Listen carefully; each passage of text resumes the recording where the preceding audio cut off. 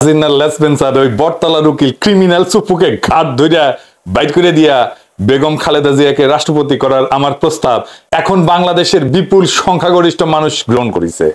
আলহামদুলিল্লাহ, এইটা এখন বাংলাদেশের গণমানুষের প্রাণের দাবি।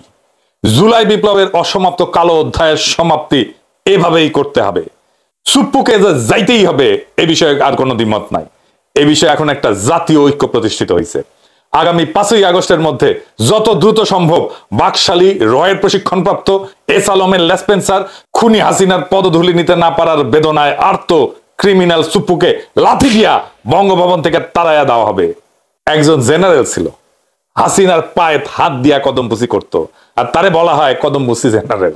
একজন রাষ্ট্রদূত আছে, নাম আর কইলাম না, এখনো আছে, সেও কদমবুসি রাষ্ট্রদূত। সুপ্পু হইতেছে কদমবুসি রাষ্ট্রপতি।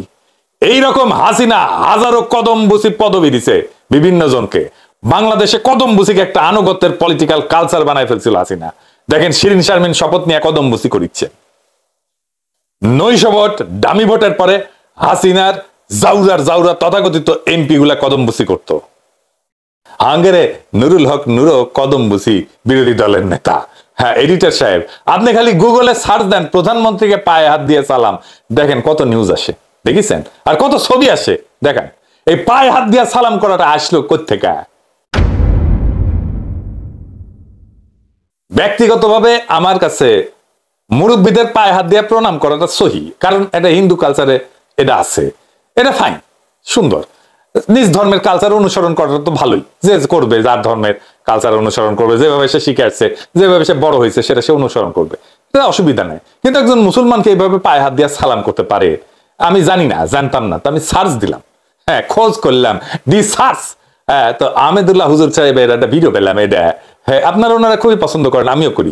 ওনার ধর্মীয় কাজ তো আছেই, পাশাপাশি উনি যে বিশাল সামাজিক কাজগুলা করেন অসাধারণ, সেইগুলা মুগ্ধ হওয়ার মতো। দেশে গেলে ওনার কাজগুলো দেখতে যাবো, কোথাও যদি আমার কোনো সাহায্য লাগে, যদি আমি করতে পারি তাহলে কৃতজ্ঞ থাকবো। যাই হোক, তো উনার একটা ভিডিও আছে, আমরা সবাই মিলে দেখি উনি কি বলেন। হ্যাঁ, শুনেন। এরপর প্রশ্ন হলো, আমরা বাবা মা হুজুর স্যার ওনাদের পায়ে ধরে সালাম করার জন্য বলে, এগুলো ইসলামের বিধান কি? ও আমার বাবা মা, অনেক বাবা মা সন্তানকে বলে, এই তোর স্যারকে পা ধরে সালাম কর, তোর শাশুড়ি পা ধরে সালাম কর, তোর শ্বশুর পা ধরে সালাম কর, এরকম বলে না? আমার একটা ছোট্ট প্রশ্ন আছে, সেটা হলো সালামের দুইটা পার্ট, একটা হলো সালাম দেওয়া আর একটা হলো সালামের জবাব দেওয়া, ঠিক না বেঠিক? কোরআনে আল্লাহ তাআলা বলেছেন, ইযা হুয়িতুম বিতাহিয়াতিন ফাহাইয়ু বিআহসানা মিনহা আও রুদ্দুহা। কেউ যদি তোমাকে সালাম দেয়, যতটুকু বলে সে সালাম দেয় তুমি তার চাইতে আরো একটু বাড়ায় বলবা। সে যতটুকু দোয়া দেয় তুমি তার চাইতে একটু বাড়ায় দিবা। এখন মনে করেন আপনি আপনার শ্বশুরের পাও ধরে সালাম করলেন। সালাম যদি হয় পাও ধরে সালাম করা, তাহলে শ্বশুরের সালামের কি দিতে হবে? জবাব। তাহলে শ্বশুর কি ধরবে? বুঝেন নাই কথা? কথা বুঝেন নাই? সালাম দিলে সালামের জবাব দেওয়া ওয়াজিব। সালাম দিলে সালামের জবাব দেওয়া কিরে ভাই? ওয়াজিব। এখন সালামের জবাবে আল্লাহ বলছেন যতটুকু দিয়ে সালাম দিবে জবাবে তার চেয়ে একটু এক কাঠি আগে থাকতে হবে, বাড়াইয়া দিতে হবে। হ্যাঁ, আসসালামু আলাইকুম বলছে, তুমি জবাবে বলবা আসসালামু আলাইকুম ওয়া রাহমাতুল্লাহ। কেউ আসসালামু আলাইকুম ওয়া রাহমাতুল্লাহ বলছে, তুমি জবাবে বলবা ওয়া আলাইকুম আসসালাম ওয়া রাহমাতুল্লাহি ওয়া বারাকাতুহু। একটু বাড়ায় বলা উত্তম, কমপক্ষে অতটুকু। তাহলে এবার আপনি আপনার শ্বশুরকে পাও ধরে সালাম দিলেন, আব্বার সালাম, আপনি শ্বশুর মানুষ, ওনাকে সালাম দিলেন পাও ধরে। এবার সালাম, শ্বশুরের সালাম দিলে সালামের জবাব দেওয়া লাগে না? তাহলে শ্বশুর কিভাবে জবাব দিবে বলেন? আল্লাহ বলছেন সালাম যতটুকু দিয়ে দাও ততটুকু দিয়ে ফেরত দাও, অথবা তার চেয়ে বাড়ায় দাও, না পারলে অতটুকু দাও। তাহলে শ্বশুর কমপক্ষে আপনার পাও ধরতে হবে, আর বাকি এর চাইতে না নিচে নামবে কোথায়? পায়ে নিচে তার কিছু নাই, ঠিক না বেঠিক? তাহলে বোঝা গেল এটা কোনো সালাম না। সালাম হবে মুখে ভাই, সালামের সাথে পায়ের কি সম্পর্ক? যদি পাও দিয়ে সালাম দেন তাহলে জবাব দেওয়ার কোনো রাস্তা থাকবে না। আপনি পাও ধরে সালাম দিলেন, শ্বশুর একটা উষ্টা মারে আপনারা জবাব দিলে কেমন হবে? যে বেটা এটা কোনো সালাম হলো? আমার কথা বুঝেন না আপনারা? এই জন্য ভাই, সালামের সুন্নাহ সম্মত পদ্ধতি হলো মুখ দিয়ে সালাম দিতে হবে। কি দিয়ে সালাম দিতে হবে? কোরআন হাদিস আমাদেরকে সালাম শিখেছেন মুখ দিয়া। সালাম হলো শান্তির দোয়া, এখানে পাও ধরার সাথে কোনো সম্পর্ক নাই। কিন্তু এগুলো না করলে মুসিবত হলো, যেসব শ্বশুর শাশুড়ি বুঝে না, বলবে যে কি বেয়াদব, হ্যাঁ, পাঁচই সালাম করে নাই। এটাকে রিকভার করার জন্য কি করবেন? খুব ইনোসেন্ট বয় হিসাবে শ্বশুরের সামনে খুব ভদ্র হয়ে থাকবেন, অনেক সম্মান শ্রদ্ধা করবেন, যাতে করে বুঝতে পারে ওনারা যে পা না আসলে কি হয়েছে, ছেলেটা আসলে ভালো। কথা কি বুঝাতে পারছি? সালাম করলেন না, বেচারা এমনি মনে কষ্ট যে মনে হয় বেয়াদব বেয়াদব, আবার চললেন একটু বেশি উড়া উড়া ভাব, তো বলবে পুরাই আমার মেয়ের কপালে আজকে কি করছে। ঠিক না ঠিক? বিধায় শ্বশুরদের প্রতি শ্রদ্ধা করতে হবে, মুরব্বীদের সম্মান জানাইতে হবে, কিন্তু সম্মান জানানোর পদ্ধতি হবে কোরআন এবং হাদিস। মন গড়া পদ্ধতিতে সালামের সাথে পাও ধরার কোনো সম্পর্ক না। সালাম হবে কি দিয়া? মুখ দিয়া। শুনেছেন? তাহলে এটা এসেছে কই থেকে? ইন্ডিয়া থেকে আসছে। ওই তো দিল্লির মাল, দিল্লিতে ছিল না, ওই দিল্লির থেকে আসিস, আবার দিল্লিতে ফিরে গেছে। ওই দিল্লির মাল ওই দিল্লি থেকে নিয়ে আসিছে। আসার টাইমে এই কালচার নিয়ে আসিছিল, আর ওই কালচারে সুপ্পু পদধূলি নিত, ওই হাত অপবিত্র হাত, ওই হাত দিয়া আমাদের রাষ্ট্র চলতেছে। সুপ্পু ওই হাত মুসকো দে দো ঠাকুর, তোর ওই হাত আমি কায়রা নিমু। যাই হোক, আমার ওই এপিসোডের পরে অনেকগুলো প্রশ্ন আসিছে, তো এগুলো নিয়ে একটু আলাপ করি, আসেন। কেউ কেউ বেগম জিয়াকে প্রেসিডেন্ট পদে অধিষ্ঠিত করা নিয়ে প্রশ্ন তুলছেন। প্রধানত তিনটা বিষয় উপস্থাপন করেছেন। প্রথমত বলছেন উনি শারীরিকভাবে অসুস্থ। দ্বিতীয়ত তিনি দলীয় প্রধান, বিধায় তার অধীনে সুষ্ঠু নির্বাচন করা সম্ভব কিনা। তৃতীয়ত খুব অল্প সংখ্যক লোক বলতেছেন তারা নারী প্রেসিডেন্ট মাইনা নিতে পারতেছেন না। আমি কনসার্ন গুলো আমলে নেওয়ার পক্ষে, আসেন একটা একটা করে আলাপ করি। কথাটা ঠিক যে দিল্লি দেশে হাসিনা তুলনাবিহীন অমানবিকতার শিকার ছিলেন বেগম খালেদা জিয়া। তাকে বিষ প্রয়োগে হত্যা করার চক্রান্ত করেছিল সেই মানবরূপী হায়না শেখ হাসিনা। আমি এটা নিয়ে একটা ভিডিও করছিলাম, দুটা, এটা দেখে নিন। আমি সবসময় দেখছি বেগম জিয়া পরিবেশ যতই প্রতিকূল হোক না কেন উনি ঘুরে দাঁড়াইছেন। শারীরিক অসুস্থতা সত্ত্বেও তিনি জুলাইয়ের বর্ষপূর্তিতে যে বক্তব্য দিচ্ছেন তাতে বোঝা যায় তিনি মানসিকভাবে কতটা শক্ত, রাজনৈতিকভাবে তিনি দলমতের ঊর্ধ্বে উঠে গেছেন। ওনার চিন্তার শক্তি এখনো সজীব। বিএনপি যখন প্রফেসর ইউনূসের সাথে পাঙ্গা নিচ্ছিল না, দৈরাতে নামিছিল, তখন তিনি ইন্টারফেয়ার করেছিলেন। বিএনপি যখন কইতেছিল ডিসেম্বরে নির্বাচন দিতে হবে, interim remember election in December, তিনি শান্তভাবে বলছিলেন ফেব্রুয়ারিতে নির্বাচন দিলে ভালো হবে। সেটাই হয়েছে, তাই না? ওনার যে কত যন্ত্রণা দিচ্ছে হাসিনা, কিন্তু উনি একটা কত কথা বলছে বলেন নাই। এমন গ্রেসফুল রাষ্ট্রনেতা মুরব্বীরা দেখছেন জিয়াউর রহমানকে, কিন্তু আমাদের জেনারেশন বা আমাদের পরের জেনারেশন তো দেখে নাই এরকম গ্রেসফুল নেতা। এতে বোঝা যায় তিনি রাষ্ট্রপতির পদে সম্পূর্ণভাবে ফিট। বেগম জিয়ার এটা সত্য, বেগম জিয়ার শারীরিক অসুস্থতা সম্পূর্ণ কাটে নাই, এটা ঠিক। কিন্তু আপনি সেটা তুলনা করেন দিল্লি দাসী হাসিনার অবর্ণনীয় মানসিক অসুস্থতার সাথে। হাসিনা তো আর মানসিকভাবে মানুষের পর্যায়ে ছিল না, সে হিংস্র পশু হয়ে গেছিল। চিন্তা করে দেখেন, আমরা তার আন্ডারে 16 বছর কাটাইছি, তাই না? দেশটাকে সে কারাগারের কসাইখানা বানাইছিল। বাংলাদেশের স্বাধীনতা, সার্বভৌমতা, আঞ্চলিক অখণ্ডতা, জাতীয় মর্যাদা ভারতের পদতলে বিসর্জন দিয়েছিল। আর যাই হোক, বেগম জিয়া সারা জীবন এই ভারতের সম্প্রসারণবাদ এবং আধিপত্যবাদের বিরুদ্ধে আপোষহীন লড়াই করে গেছেন। ওনার নামই হচ্ছে আপোষহীন নেত্রী। তার হাতে আমাদের দেশ, আমাদের সমাজ, আমাদের পতাকা, আমাদের জাতীয় ভবিষ্যৎ নিরাপদ। যারা প্রশ্ন তুলছেন যে বেগম জিয়া প্রেসিডেন্ট থাকাতে আগামী নির্বাচন নিরপেক্ষ হবে কিনা, তাদের জন্য দুটো উদাহরণ দেই। 1996 সালে নির্বাচনের সময় রাষ্ট্রপতি ছিলেন বিএনপির একজন জবরদস্ত রাজনীতিবিদ জনাব আব্দুর রহমান বিশ্বাস। তিনি দলীয় ব্যক্তি ছিলেন, তিনি বিএনপির মনোনীত প্রেসিডেন্ট ছিলেন এবং তিনি বিএনপির নেতা ছিলেন। তত্ত্বাবধায়ক সরকার প্রধান হিসেবে প্রতিরক্ষা বিভাগ তথা সামরিক বাহিনী পুরাটাই তার আন্ডারে ছিল, আব্দুর রহমান বিশ্বাসের আন্ডারে। কিন্তু দলীয় ব্যক্তি হওয়া সত্ত্বেও জনাব আব্দুর রহমান বিশ্বাসের আমলে অনুষ্ঠিত নির্বাচনে বিজয় হয়েছিল আওয়ামী লীগ। 2008 সালে ইয়াজউদ্দিন তো খালেদা জিয়ার মনোনীত রাষ্ট্রপতি, তাই না? ইলেকশনে জিতেছিল আওয়ামী লীগ। সুতরাং দলীয় ব্যক্তি হলে নির্বাচন সুষ্ঠু হবে না, এই কথাটা ঠিক না। অধিকন্ত আগামী নির্বাচনে প্রতিরক্ষা মন্ত্রণালয় এবং সামরিক বাহিনী বেগম জিয়ার আন্ডারে তো থাকবে না, প্রেসিডেন্টের আন্ডারে না, এটা সুপুর আন্ডারে না। তারা থাকবে অন্তর্বর্তীকালীন সরকারের প্রধান নোবেল বিজয়ী প্রফেসর ইউনূসের আন্ডারে। সুতরাং রাষ্ট্রপতি পদে বেগম জিয়ার নিয়ন্ত্রণ 1996 সালে তারই দলীয় প্রেসিডেন্ট আব্দুর রহমান বিশ্বাসের চাইতে কম হবে। ফলে বেগম জিয়া প্রেসিডেন্ট হইলে নির্বাচন নিরপেক্ষ হবে না, এইটার কোনো বাস্তবসম্মত যুক্তি নাই। ওনার অধিষ্ঠান প্রেসিডেন্ট হিসেবে এটা সেরিমোনিয়াল। এই সেরিমোনিয়াল প্রেজেন্সের গুরুত্ব অপরিসীম। রাজনীতিতে এবং আমাদের মনে, কালেকটিভ সাইকিতে খুব অল্প সংখ্যক ব্যক্তি বলছেন যে তারা নারী রাষ্ট্রপতি চান না, নারী নেতৃত্ব চান না। ভাই জান, একটা কথা বলি, হ্যাঁ, এটা কিছু মনে করি না আর কি। ইন্ডিয়া কয়টা বয়ান বাংলাদেশে চালায় বুঝেছেন, শয়তানি বয়ান, এগুলো আপনারা কেউ কেউ খান। 1 নম্বরের শয়তানি বয়ান হইতেছে প্রফেসর ইউনূস সুদখোর। সুদ যেহেতু ইসলামে হারাম, তাই সুদের কথা বলে বাংলাদেশে সাধারণ মুসলমানদের চুলকায় দেওয়া আর কি, বুঝাও। 2 নম্বরে নারী রাজনৈতিক নেতা চাই না। হাসিনা যে টাইমে ছিল ভাই জান, আপনারা একটা কথা কইছিলেন, বলেন নাই তো। এখন আপনাদের চেতনা জায়গায় উঠলো। খালেদা জিয়ার জোটে সকল ইসলামপন্থী দল ছিল না, ওনার নেতৃত্ব মাইনা নিছিল না বাংলাদেশের সকল ইসলামপন্থী রাজনৈতিক দল। ওনারা কি আপনাদের চাইতে কম বোঝেন? যাই হোক, আমি এই ধর্মীয় বিতর্কে ঢুকতে চাই না। আলেমরা বলেন এই বিষয় নিয়ে, আমরা শুনবো ওনারা কি বলেন। ওনাদের প্রজ্ঞা দিয়া, ওনাদের বুঝ দিয়া ওনারা বলেন, আপনি নিজে সিদ্ধান্ত নিয়েন না, এটা নিয়ে হালকাও করেন না। এই প্রসঙ্গে একটা বাস্তব উদাহরণ দেই, হ্যাঁ, ইরান নিয়ে। ইরানের বিপ্লবে নারীরা কেন্দ্রীয় ভূমিকা পালন করছিল। তারা ছিল বিপ্লবের সর্বাধিক দৃশ্যমান, সাহসী এবং আন্দোলনের অন্যতম প্রধান চালিকা শক্তি। কিন্তু তাদের এই সক্রিয়তা এবং আত্মত্যাগের রাজনৈতিক ফলাফল কিন্তু তাদের প্রত্যাশার সাথে মেলেনি, বরং বিপরীত হয়েছে। বিপ্লব বিজয়ের পরে হাজার হাজার নারী পর্দা ছাইরা রাস্তায় নামছেন স্বাবিরোধী বিক্ষোভে। নারীরা পুরুষদের মতোই রাস্তার বিক্ষোভে পুলিশের গুলির সামনে বুক চিতায় দাঁড়াইছিলেন। বিশ্ববিদ্যালয়ের ছাত্রী, লেখিকা, গৃহবধূ, শ্রমজীবী নারী, সব শ্রেণীর নারীরা বিক্ষোভে অংশ নিয়েছিলেন। মার্ক্সবাদীরা নিয়েছিলেন, বামপন্থীরা নিয়েছিলেন, ইসলামী জাতীয়তাবাদীরা নিয়েছিলেন, লিবারেলরা নিয়েছিলেন, বিভিন্ন মতাদর্শের নারীরা একত্রে রাজপথে আন্দোলন করেছিলেন। বিপ্লব পরবর্তী সময় কি হয়েছে? নারীর অবনমন হয়েছে, নারীর অধিকার সংকুচিত করা হয়েছে। যেই নারীদের সক্রিয়তা বিপ্লবের সফলতায় ছিল অপরিহার্য, বিপ্লব বিজয়ের পরে তাদেরকেই পেছনে ঠেলে দেওয়া হয়েছে, যেন তারা শত্রু।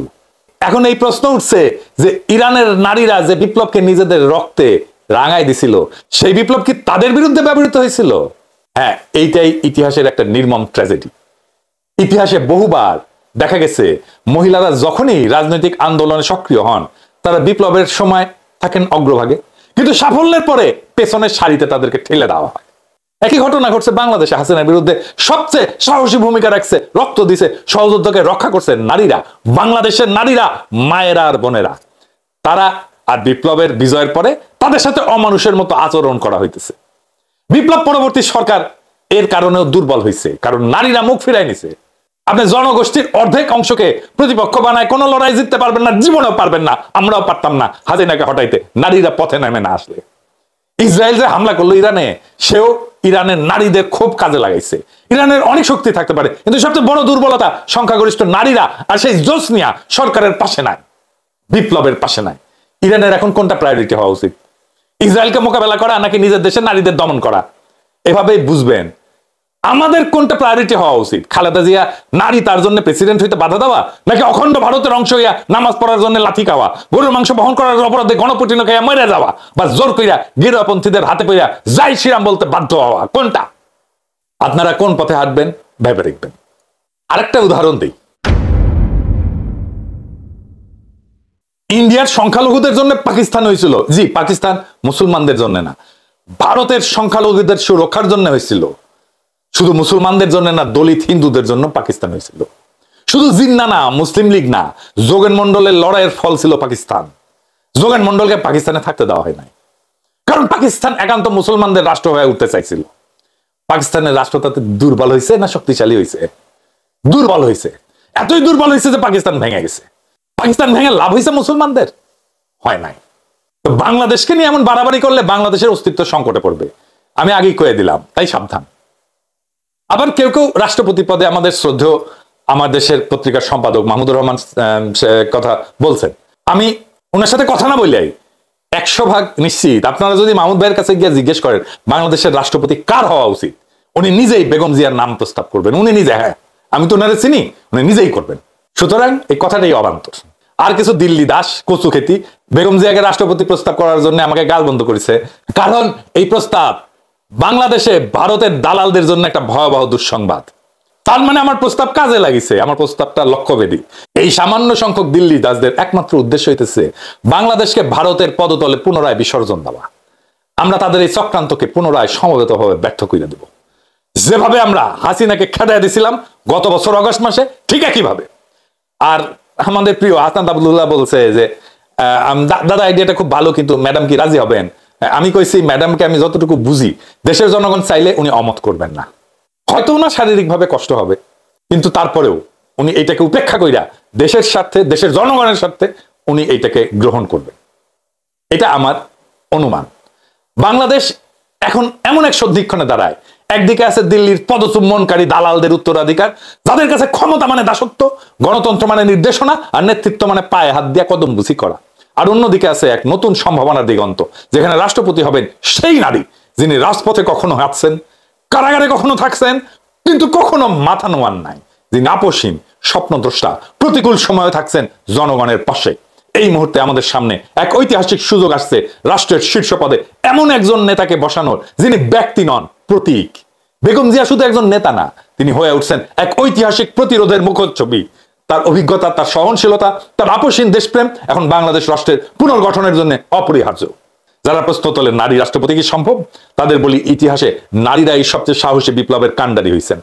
যারা বলে তিনি অসুস্থ, তাদের বলি হাসিনার মতো মানসিক বিকারগ্রস্ত এক ফ্যাসিস্টের তুলনায় বেগম জিয়া এখনো লক্ষ গুণে সুস্থ, স্থির এবং নৈতিকভাবে শক্তিশালী।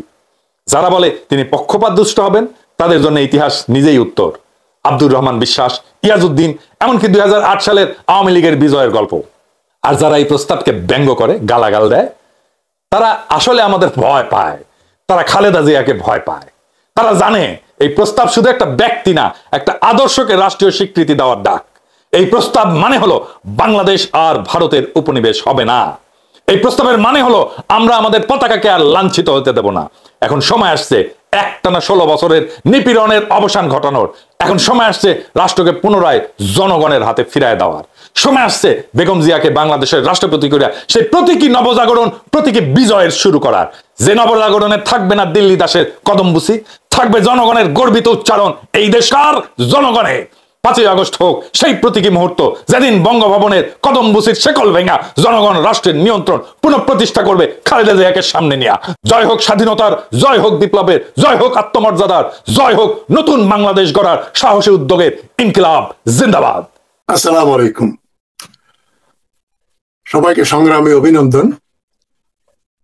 আপনারা জানেন, অনেকেই জানেন, দেশে এখন কমপক্ষে দুটো সরকার কাজ করছে, একটা বেসামরিক আর একটা সামরিক। একটা দেশপ্রিয় জনগণের প্রতিনিধিত্ব করছে, যদিও কোমর ভাঙা, সেটা ইউনূস সরকার। আরেকটা হচ্ছে ভারত ও আওয়ামী লীগের স্বার্থ রক্ষা করছে এবং আওয়ামী লীগকে পুনর্বাসিত করার জন্য যে সরকার সুপরিকল্পিত ভাবে কাজ করে যাচ্ছে, সেটা হচ্ছে জেনারেল ওয়াকারুজ্জামান, শাহাবুদ্দিন চুপ্পু ও তাদের দোসর আসিফ নজরুলদের সরকার। দুটো সরকারই কিন্তু এখন অনেক অকেজো এবং পালিয়ে যাওয়ার উপক্রম করছে আপনার ওয়াকারুজ্জামানের সরকার। তো সরকারের সিদ্ধান্তহীনতা, যেমন আওয়ামী পন্থীদের সূক্ষ্মভাবে বিভিন্ন জায়গায় সরকারি চাকরিতে পুনর্বাসিত করা, আওয়ামী খুনি পুলিশ অফিসার ওসি প্রদীপের এখনো ফাঁসির ব্যবস্থা না করা, যদিও হাইকোর্ট তার ফাঁসির আদেশ দিয়ে দিয়েছে। 7 দিনের ভেতরে তার ফাঁসি হওয়ার কথা ছিল প্রায় 1 মাস আগে। আমার জানা মতে এখনো ওসি প্রদীপের ফাঁসি হয়নি। সুপরিকল্পিতভাবে এই ভারতপন্থী, বাংলাদেশ বিরোধী আওয়ামীপন্থী ওসি প্রদীপকে রক্ষা করে যাচ্ছে এই অথর্ব কোমর ভাঙা ইউনূস সরকার। তার স্বরাষ্ট্র মন্ত্রণালয় এবং আইন মন্ত্রণালয় সবচাইতে কোমর ভাঙা। যাই হোক, জনগণ কিন্তু এই কোমর ভাঙা সরকারকেও সমর্থন করলেও একেবারে ব্ল্যাঙ্ক চেক দিয়ে দেয়নি এবং সরকার সুকৌশলে ওই ধরনের কিছু হলেই, সরকার বিরোধী কোনো আন্দোলন হলেই বলে এটা মব অ্যাকশন, মব নাকি নেমেছে রাস্তায়। আমি এর প্রতিবাদ করেছি। এটা কোনো মব ভায়োলেন্স না। বাংলাদেশে যেটা হচ্ছে জনগণের স্বতঃস্ফূর্ত প্রতিবাদ। এই প্রতিবাদ প্রতিরোধের রূপ নিতে পারে, যেটা হাসিনার আমলে হয়েছিল। একটা বিপ্লব সফল হওয়ার পরেই সেই বিপ্লব চিরস্থায়ী হয় না। প্রতি বিপ্লবীরা আবার ওই বিপ্লব তাদের পছন্দ মতো না হলে তার বিরুদ্ধে অস্ত্র ধারণ করে। 72 সাল থেকে আমরা সেটাই দেখেছি। 71-এর পরে সেই সরকার, যেটা বিপ্লবী সরকার ছিল আসলে, শেখ মুজিবুর রহমানের নেতৃত্বে আওয়ামী লীগ সরকার, যারা পাকিস্তান ভেঙে বাংলাদেশ করে একটা বিপ্লবী সরকার করেছিল, সেই সরকারকেও অপসারণ করা হয় এবং জনগণ স্বতঃস্ফূর্তভাবে শেখ মুজিবুর রহমানের নির্মম অপসারণকে সমর্থন জানিয়েছিল। আমার তো মনে হচ্ছে ডক্টর ইউনূসের প্রতি জনগণের যে আস্থা ও বিশ্বাস ছিল, বিভিন্ন কারণে একটার পর একটা সে ভেঙে যাচ্ছে। মাঝখানে এখনো নাটক করা হচ্ছে, আরেকটা চালবাজি করা হচ্ছে নির্বাচনকে বিলম্বিত করার জন্য বা একেবারে চিরতরে বন্ধ করে দেওয়ার জন্য। সেটা হচ্ছে প্রপোর্শনাল রিপ্রেজেন্টেশনের নামে, মানে জনগণের প্রতিনিধিত্ব করার জন্য আনুপাতিক হারে প্রতিনিধিত্ব করে একটা সরকার গঠন করা হবে, যাদের কোনো জনসমর্থন নাই তারাও একাধিক সিট পাবে পার্লামেন্টে। এই প্রলোভনে পড়ে তারা কাজ করে যাচ্ছে। ইতিমধ্যে 147টা নতুন দল নিবন্ধনের জন্য দরখাস্ত করেছে। এগুলো অশনি সংকেত। এর পেছনে ইন্ধন যোগাচ্ছে ভারত, এতে কোনো সন্দেহ নেই। শাহাবুদ্দিন চুপ্পুর আশীর্বাদ রয়েছে, আসিফ নজরুলদের আশীর্বাদ থাকলে আমি অবাক হব না। আমি যে জন্য বলছি সরকার, ইউনূস সরকারের এখন নাভিশ্বাস উঠেছে, সেটা কি করে আমি প্রথম আলো 2রা জুলাই বুধবারের প্রথম আলো থেকে একটা খবর আপনাদের পড়ে শোনাচ্ছি। চট্টগ্রামের পটিয়া থানাতে একজন আওয়ামী পন্থী, আওয়ামীদের পক্ষে যে জনগণের উপর অত্যাচার করেছে সেরকম একজন বিতর্কিত পুলিশ কর্মকর্তা, অফিসার ইনচার্জ, ওসি, তাকে বসানো হয়েছিল। কিন্তু জনগণ আন্দোলন করে চট্টগ্রাম কক্সবাজার মহাসড়ক 9 ঘন্টা অবরোধ করে সমস্ত ট্রাফিক বন্ধ করে দিয়ে সকাল 10টা থেকে সন্ধ্যা 7টা পর্যন্ত এই পটিয়ার ইন্দ্রপুল এলাকার মহাসড়ক বৈষম্য বিরোধী ছাত্র আন্দোলনের নেতৃবৃন্দ ও কর্মীরা। এতে সড়কের দুই পাশে তীব্র যানজট সৃষ্টি হয়, কিন্তু সরকার এটাকে লাঠি পেটা করেও বন্ধ করতে পারেনি।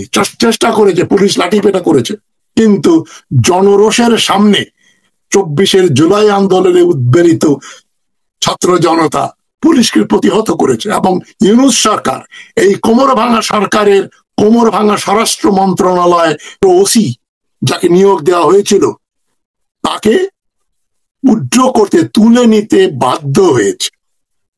এবং এই দাবির জন্য উপমহা পুলিশ পরিদর্শক ডিআইজি কার্যালয়ের সামনে চট্টগ্রাম নগরের জাকির হোসেন সড়ক বেলা 3টা থেকে 7টা পর্যন্ত অবরোধ করেন জাতীয় নাগরিক পার্টির নেতা কর্মীরা। দিকে বৈষম্য বিরোধী ছাত্ররা, আবার এনসিপি নেতা কর্মীরা। ওসির অপসারণ দাবিতে আজ বৃহস্পতিবার চট্টগ্রাম নগরে কর্মসূচি পালন করার ঘোষণা দিয়েছে দুটি সংগঠন। তার মানে দানা বাঁধছে। আওয়ামী লীগকে পুনর্বাসিত করার যে ষড়যন্ত্র করছে ইউনূস সরকারের নাকের ডগার উপর দিয়ে, সেটা কিন্তু প্রতিহত করছে জনগণ। তাই ডক্টর ইউনূস, আপনি খুব আস্থার সঙ্গে এই বিদেশি রাষ্ট্রদূতদের সঙ্গে বৈঠক করবেন, সাংবাদিকদের সঙ্গে কথা বলবেন, এনজিও ভিত্তিক কাজকর্ম করবেন, তাতেই কিন্তু বাংলাদেশে একটা আইনের শাসন প্রতিষ্ঠিত হবে না। হাসিনা যাওয়ার পরে আমাদের জাতীয় সঞ্চয় বৃদ্ধি পেয়েছে 30 বিলিয়নের মতো, রপ্তানি বেড়েছে, আইন শৃঙ্খলার কিছুটা উন্নতি হয়েছে, এটা স্বাভাবিক। এর জন্য ডক্টর ইউনূস সরকার যদি কোনো ক্রেডিট নিতে চায়, বেশি ক্রেডিট নিতে চায়, জনগণ কিন্তু সেটা তাকে দেবে না। পটিয়া থানার ওসি আবু জায়েদ মোহাম্মদ নাজমুন নূরকে গতকাল মঙ্গলবার রাত 10:30টার দিকে প্রত্যাহার করা হয়েছে। মানে ওই যে সেই নাচাই নাচবে, তবে এর আগে তারা একটু ঢং করলো ইউনূস সরকার। মানে কাজটা ঠিকই তাদের করতে হবে, তারা একটু শক্তি পরীক্ষা করতে গেল ছাত্র জনতার সঙ্গে। শক্তি পরীক্ষা করতে গিয়ে তারা পিছু হটল। এটাই কিন্তু জনগণের একটা অন্যতম প্রধান বিজয়। জনগণ মব ভায়োলেন্স করছে না, জনগণ রাস্তায় নেমেছে ইউনূস সরকারের এই সমস্ত তুগলকি সিদ্ধান্তের বিরুদ্ধে। এবং এর প্রভাব শীঘ্রই আমরা দেখব বাংলাদেশের বিভিন্ন সেনানিবাসে।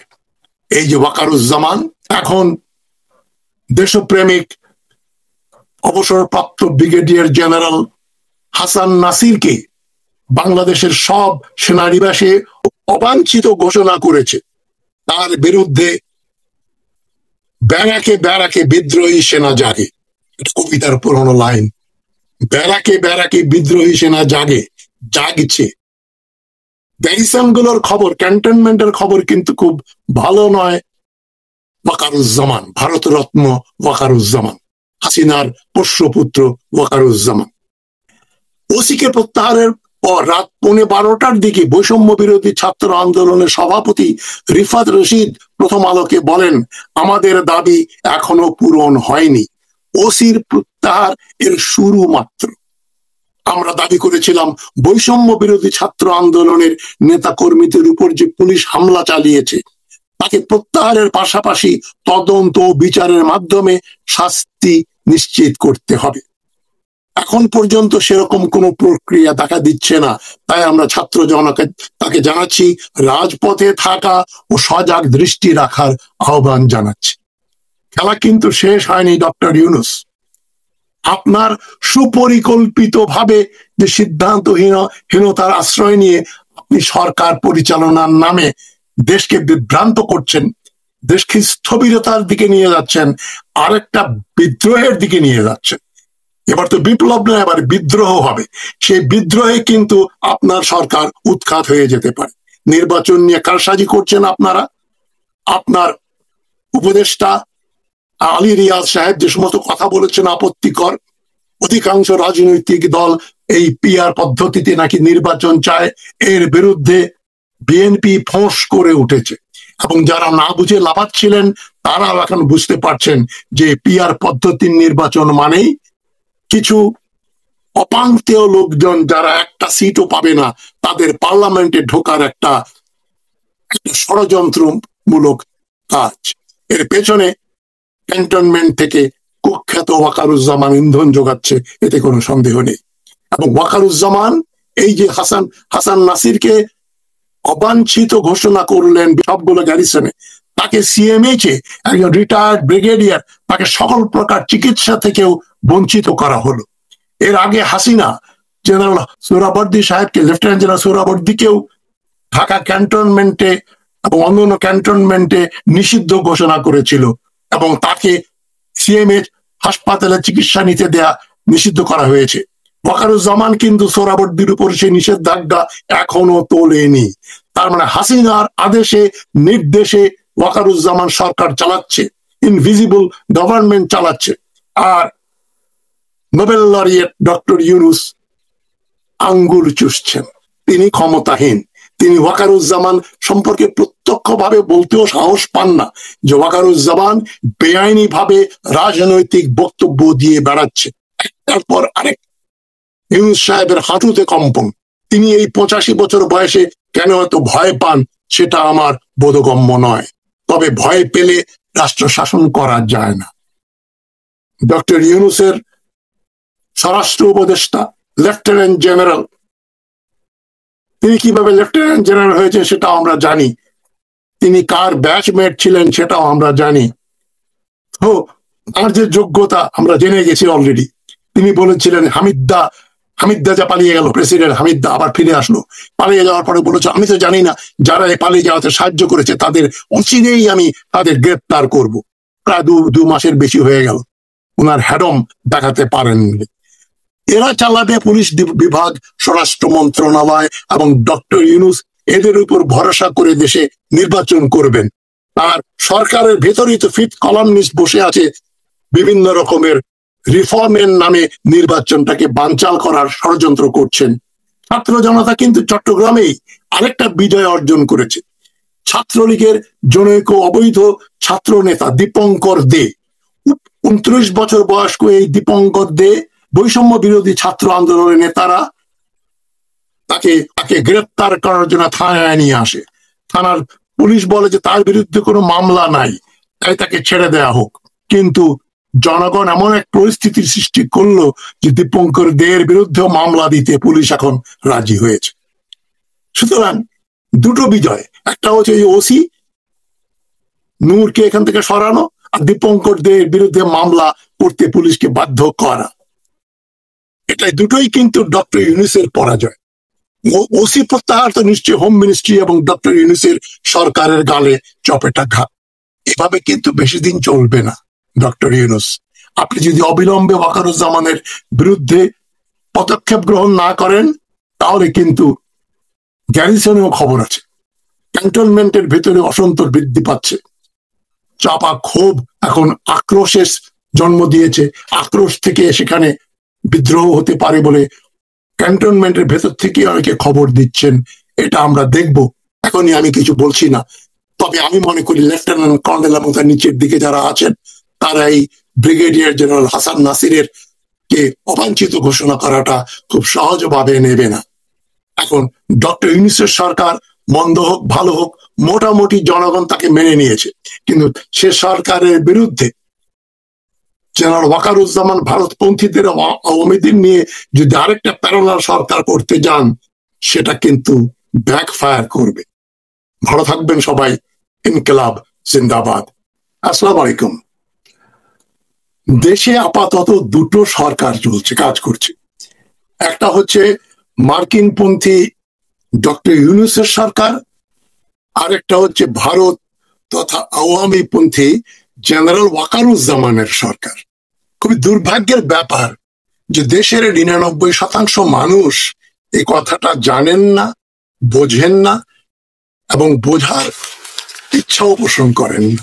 তাদের বললে তারা বিশ্বাসও করবেন না, সেটাই সবচাইতে বড় সমস্যা। মার্কিনপন্থী যে ইউনূস সরকার 11 মাস হলো শাসন করছে, তারা কিছু ভালো কাজ করেছে এতে কোনো সন্দেহ নেই, কিন্তু রাজনৈতিক স্থিতিশীলতা, দেশের সার্বভৌমত্ব, আইনের শাসন এবং যারা জুলাই আগস্ট বিপ্লবে মানুষ হত্যা করেছে প্রত্যক্ষভাবে, যারা তাদের প্রত্যক্ষ সহযোগী ছিল, তাদের কোনো বিচারের ব্যবস্থা এই কোমর ভাঙা ইউনূস সরকার করতে পারেনি। কেননা মার্কিন যুক্তরাষ্ট্র চায় না বাংলাদেশে একটা একচ্ছত্রভাবে অন্য কোনো দেশের প্রভাব বলয়ের ভিতরে বাংলাদেশ চলে আসুক। 3টা বড় দেশ বাংলাদেশকে নিয়ন্ত্রণ করতে চায়, একটা মার্কিন যুক্তরাষ্ট্র, আরেকটা আমাদের প্রতিবেশী ভারত, আরেকটা চীন। রাশিয়া এবং পশ্চিম ইউরোপ তারাও রয়েছে, পশ্চিম ইউরোপ রয়েছে আমেরিকার সঙ্গে। রাশিয়া মোটামুটি তারা নিজেরাই যুদ্ধ নিয়ে ব্যস্ত। তারা এখানে একটা চীনপন্থী সরকার হলে হয়তো রাশিয়া আপত্তি করবে না, মানে বৃহত্তর গ্লোবাল পরিসরে রাশিয়া মার্কিন যুক্তরাষ্ট্রের বিরুদ্ধে যাবে। তবে ভারতপন্থী সরকার ও মার্কিনপন্থী সরকারের ভেতরে খুব একটা আন্ডারস্ট্যান্ডিং হয়নি, নেই। তবে তাদের ভিতরে কোনো শত্রুতাও নেই। কদিন আগে দেখলেন ডক্টর ইউনূস মার্কিন যুক্তরাষ্ট্রের পররাষ্ট্রমন্ত্রী রুবিওর সঙ্গে কথা বললেন এবং নির্বাচন কেমন হবে ইত্যাদি। ডক্টর ইউনূস তার বসের কাছে একটু বর্ণনা দিলেন যে কিভাবে নির্বাচন হবে। আমি মার্কিন যুক্তরাষ্ট্রকে ডক্টর ইউনূসের বস বলি, রাখা ঢাকার কোনো ব্যাপার নেই। ডক্টর ইউনূসের সমস্ত অবয়ব জুড়ে, তার চিন্তা ভাবনার ওয়েব লিঙ্কে সর্বত্র তিনি IMF, ওয়ার্ল্ড ব্যাংক এবং মার্কিন যুক্তরাষ্ট্র কি বলে, কোনটা শুনলে তারা অখুশি হবে, কোনটা শুনলে খুশি হবে, এটার উপর নির্ভর করে ডক্টর ইউনূসের প্রতিটা নিঃশ্বাস প্রশ্বাস। আর নিজের এবং তিনি যেটা মনে করেন যেভাবে বাংলাদেশের ভবিষ্যৎ ও বর্তমান পরিচালিত হওয়া দরকার, সেটা মার্কিন যুক্তরাষ্ট্রের অনুগ্রহ পুষ্ট একটা সরকার এখানে থাকবে। তিনি তার প্রতিনিধিত্ব করবেন এবং তিনি মার্কিন যুক্তরাষ্ট্র, IMF ও ওয়ার্ল্ড ব্যাংকের স্বার্থ রক্ষা করবেন। কথাগুলো খুবই রূঢ়, শুনতে খুব খারাপ লাগে। যারা ডক্টর ইউনূসের নামে 3 বার মূর্ছা খাবেন তারা বলবেন, আহা, এত বড় একজন নোবেল লরিয়েটকে এই তুচ্ছ তাজ হাসমি তুচ্ছতাচ্ছিল্য করছে। তাদের একটা বড় হাতিয়ার যে শেখ হাসিনাও ডক্টর ইউনূসকে জঘন্য ভাষায় গালাগাল করত, তাকে অনেক মামলা দিয়েছিল। তিনি যা তাই আছেন। তিনি একজন মার্কিন সাম্রাজ্যবাদের সমর্থক, ঘোরতম সমর্থক, এবং তিনি চান IMF, ওয়ার্ল্ড ব্যাংক যেভাবে বাংলাদেশকে চালাতে পারে বলে সেইভাবে দেশ চালানো। আমাদের উদাহরণ রয়েছে সিঙ্গাপুরে লি কুয়ান ইউ কিন্তু বলেছিলেন, আমরা IMF, ওয়ার্ল্ড ব্যাংকের কথা শুনলে আজ বড় জোর শ্রীলঙ্কার পর্যায়ে পৌঁছাতাম। সেই বক্তৃতা দেখার আমার সৌভাগ্য হয়েছিল। যাই হোক, দেশে অনিশ্চয়তা রয়েছে কেননা দুটো সরকার, এক ঘর মে দো পীর। একজন বলছে এদিকে যাও, ডান দিকে যাও, একজন বলছে বাম দিকে যাও। একটা যমুনা গেস্ট হাউস কেন্দ্রিক আর একটা ঢাকা সেনানিবাস কেন্দ্রিক। একটা মার্কিন IMF এর পন্থী আর একটা ভারত ও আওয়ামী পন্থী। একদিকে ডক্টর ইউনূস, আরেকদিকে জেনারেল ওয়াকারুজ্জামান, তার সমর্থকেরা আওয়ামী লীগেরা যারা দেশের ভিতরে রয়েছে এবং দেশের বাইরে রয়েছে তারা, এবং ভারত সরকার। আমরা গ্লোবাল পলিটিক্সের আঙ্গনে যদি একটু ঘুরে আসি তাহলে দেখব মার্কিন যুক্তরাষ্ট্র যে কোনো সময় দিন শেষে ভারতপন্থী একটা সরকারকে সমর্থন করবে। যদি নতুন সরকার চীনপন্থী বা ভারত বা মার্কিন বিরোধী সরকার যদি বাংলাদেশে কোনোভাবে চলে আসে, সেটাকে প্রতিহত করার জন্য ডক্টর ইউনূস এবং মার্কিন যুক্তরাষ্ট্র চেষ্টা করবে। এখানে একটা মার্কিন অথবা ভারতপন্থী সরকার স্থাপন করবে। এখন স্ট্র্যাটেজিক কারণে মার্কিন যুক্তরাষ্ট্র ভারতের মধ্যে একটু দ্বিমত। মার্কিন যুক্তরাষ্ট্র মনে করে এই মুহূর্তে শেখ হাসিনাকে নিয়ে আসলে বিপর্যয় আরো বাড়বে। যাই হোক, গত 11 মাস এই ভারতপন্থীরা কিন্তু বসে নেই। তারা দেখেন একবার আনসার বিদ্রোহ, আমলা বিদ্রোহ, জুডিশিয়াল কু, পুলিশ আন্দোলন, পোশাক শ্রমিকদের আন্দোলন, সরকারি কর্মচারী আন্দোলন, 7 কলেজের ছাত্রদের নিয়ে আন্দোলন, NBR কর্মকর্তা কর্মচারীদের আন্দোলন, তারা কিন্তু বসে নেই, একটা পর একটা আন্দোলন করছে।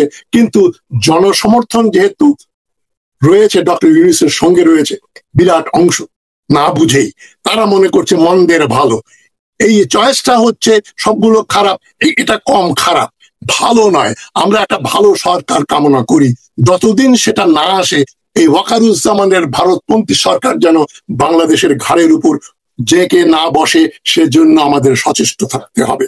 সবশেষে আমি যেটা বলছি, কেন বলছি ওয়াকারুজ্জামান একটা সরকার চালান। আপনারা দেখেছেন কিভাবে ওয়াকারুজ্জামান ইউনিফর্ম পরে একজন জেনারেল হিসেবে কবে নির্বাচন হবে বা না হবে, কবে হওয়া উচিত, এই সম্পর্কে তিনি মিডিয়াতে বক্তব্য দিয়েছেন, টেলিভিশনের ক্যামেরায় উনি বক্তৃতা দিয়েছেন। 25শে ফেব্রুয়ারি রাওয়া ক্লাবে তিনি বক্তৃতা দিয়েছেন বিডিআর ম্যাসাকার নিয়ে, যেখানে বিডিআর ম্যাসাকারের উপরে এখনো ইনভেস্টিগেশন হচ্ছে। তিনি বলেন বিডিআর ম্যাসাকারে কোনো সেনাবাহিনীর লোক ছিল না, ওই ম্যাসাকারের ওই হত্যাকাণ্ডের বিচার হয়েছে, খুনিদের শাস্তি হয়ে গেছে, ফুল স্টপ। এটা নিয়ে আর কথা বলা যাবে না। তিনি কিন্তু ইউনূস সরকারের বিরোধিতা করে কিন্তু এই কথাগুলো বললেন। তারপরে তিনি আবার বলছেন নির্বাচন কবে হবে। ডক্টর ইউনূস এই ভারতপন্থী জেনারেলের দ্বারা এত কোন ঠাসা যে তিনি প্রকাশ্যে নাম ধরে বলতেও পারছেন না যে ওয়াকারুজ্জামান যে কথাগুলো বলেছেন এগুলো অবৈধ, তার বলা যায় না, শাস্তিমূলক। এই কথার জন্য তাকে শাস্তি পেতে হবে, জেলে যেতে হবে, সে কথা বলার মতো সাহস ওমর ভাঙা সরকারের এই ডক্টর ইউনূসের নাই। তার হাঁটুতে কাঁপুনি লাগে ডক্টর ওয়াকারুজ্জামানের নাম শুনলে।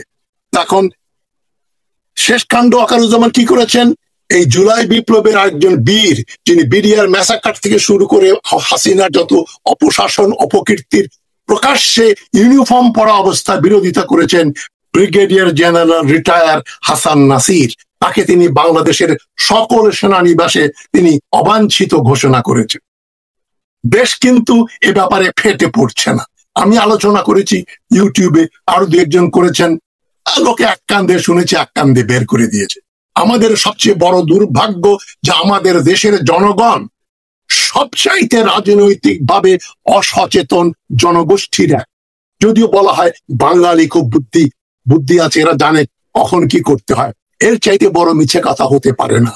যাই হোক, আমি যারা আমার এই কথা শুনছেন তাদের আমি আহ্বান জানাই যে কাউন্টার কিছু না করলে কিন্তু ভারতপন্থী ও মার্কিনপন্থীরা যে কে বসবে, এদের ভিতরে একটা আন্ডারস্ট্যান্ডিং আছে। ডক্টর ইউনূস ওয়াকারুজ্জামানের বিরুদ্ধে যাচ্ছেন না।